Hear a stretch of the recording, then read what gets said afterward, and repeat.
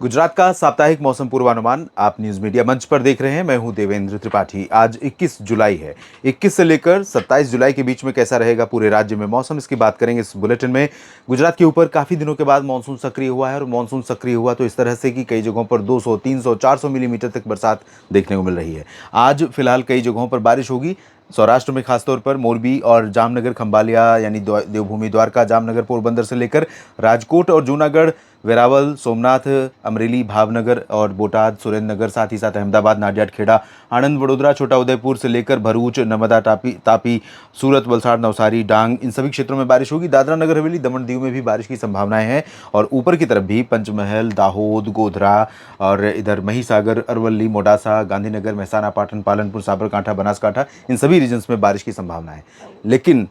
कल से यहाँ पर बारिश का क्योंकि जो डिप्रेशन बना हुआ था उड़ीसा के ऊपर बंगाल की खाड़ी में बनने के बाद आगे बढ़ा, वो अब लो प्रेशर एरिया में तब्दील हुआ है और इस समय आगे बढ़ रहा है। तो ये जब बढ़ेगा आगे सिस्टम यहाँ पर उड़ीसा से होते हुए उत्तर पश्चिमी दिशा में, तो इसका जो प्रभाव है सबसे ज़्यादा गुजरात के ऊपर दिखाई देगा। यहाँ पर आप 22 जुलाई से देखेंगे, 22, 23, 24, 25, 4 दिन आप देखेंगे कि पूर्वी रीजन में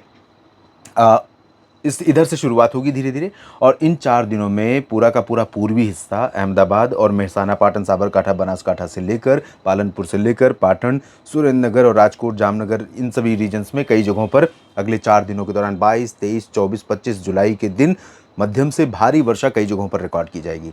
उसके बाद 26 और 27 को इंटेंसिटी रिड्यूस होने लगेगी गुजरात के ऊपर बारिश की और उस दौरान इन 2 दिनों के दौरान जो आखिरी 2 दिन होंगे यानी शनिवार और रविवार के, उस दौरान इंटेंसिटी बहुत कम रहेगी, हल्की बारिश देखने को मिलेगी। लेकिन उससे पहले जिस तरह की बारिश की संभावना यहाँ पर है दोस्तों, मुझे ऐसा लग रहा है कि कई शहर, कई ज़िले ऐसे हो सकते हैं गुजरात के पूर्वी रीजन के जब 22 से 24-25 के बीच में कई जगहों पर 3 अंकों में बारिश का आंकड़ा 24 घंटों की अवधि में रिकॉर्ड किया जा सकता है, जिसके चलते लोकल लेवल पर फ्लडिंग यानी बाढ़ जैसी स्थितियां पैदा हो सकती हैं, सामान्य जनजीवन पर असर पड़ सकता है, खेतों में पानी भर सकता है, खेतों को, फसलों को नुकसान पहुंच सकता है। और अभी भी राजकोट, जामनगर, सुरेंद्रनगर, ओखा, नलिया, भुज, द्वारका, पोरबंदर, इन सभी क्षेत्रों में कई जगहों पर भारी बरसात के विजुअल्स हमने देखे हैं, जहां पर भारी बारिश के कारण खेतों को, फसलों को बड़े पैमाने पर नुकसान पहुंचा है। तो अनुमान ये है और आशंका ये है कि जब पूर्वी रीजन में 22 से मौसम यहाँ बिगड़ना शुरू होगा, बारिश की गतिविधियां तेज शुरू होंगी, तो कई जगहों पर भारी वर्षा निश्चित तौर पर सामान्य जनजीवन पर असर डालने वाली हो सकती है। निचले इलाकों में लोग सतर्क रहें, जहां पर पानी भर सकता है वहां पर पानी के निकासी का प्रबंध करें और बाढ़ की स्थिति में किस तरह से अपनी जीवन रेखा को, सामान्य जनजीवन को किस तरह से आप मेंटेन रख सकते हैं, किस तरह से चीज़ें, उसे कह सकते हैं कि प्रिकॉशनरी उपाय, आप एहतियाती उपाय क्या कर सकते हैं, इस तरह की संभावना या आशंका को देखते हुए उस एहतियाती उपायों का पालन ज़रूर कीजिए। और स्थानीय जो एजेंसियां इन स्थितियों में लोगों को राहत और बचाव पहुंचाने में काम करती हैं या सिविक एजेंसियां हैं, नागरिक निकाय हैं, जैसे नगर निगम